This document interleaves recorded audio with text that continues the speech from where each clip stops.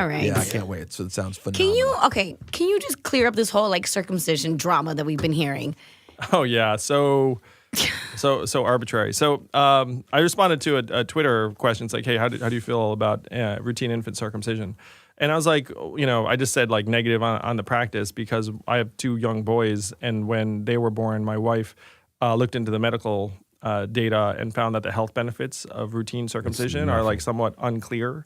And so I said, look, my stance on this is like parents should do what they feel is best. I've been to my friends' brisses, like, anyone who wants to circumcise their kids for religious or cultural reasons, like by all means.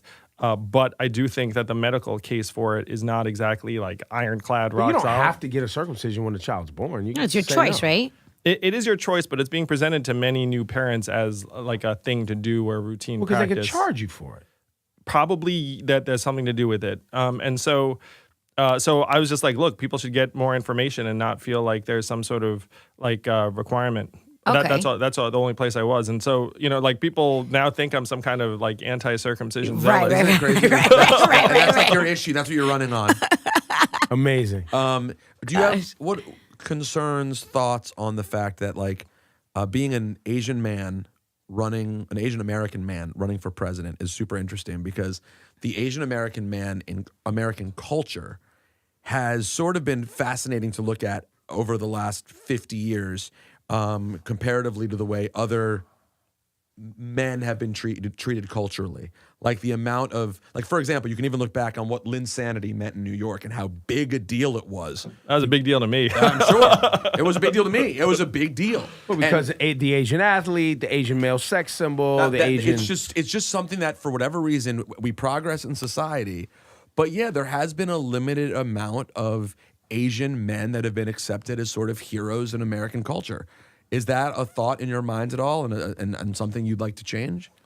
Well, my identity is not a central aspect to my candidacy. I'm running to solve the problems that I think are tearing us apart. I got Donald Trump elected and are just going to take off. Like AI, when it hits, it's going to be faster and more vicious than most anyone believes in terms of its effect on jobs. So that's what I'm focused on.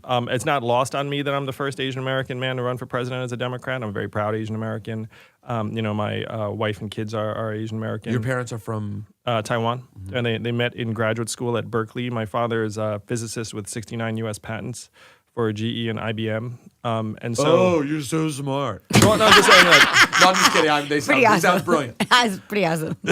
So, but I was, My dad has patents. I mean, Patton did this one move where he just lays literally around on the couch all day watching anything about the Kennedys that airs and kind of like scratching his feet. So, but keep going. My dad had that move too. Maybe we should have gotten him a patent. His for that. dad's got more moves. Yeah, you know what? Apparently your dad has the patent. I grew up this geeky Asian kid, just watching like the 3 TV networks we had, but deeply American, felt very, very lucky to be here. And I want my kids to feel the same way. And right now I despair that they're going to be left something of a train wreck disaster. So that's why I'm running for president. But, to the extent that some people are excited about my candidacy because I'm Asian American, I mean, I'm excited about that too. Do you? I'm sure because you're Asian American and from Taiwan, you're gonna have the Taiwan Chinese political relationship. I'm sure people are gonna be asking you your opinions on that.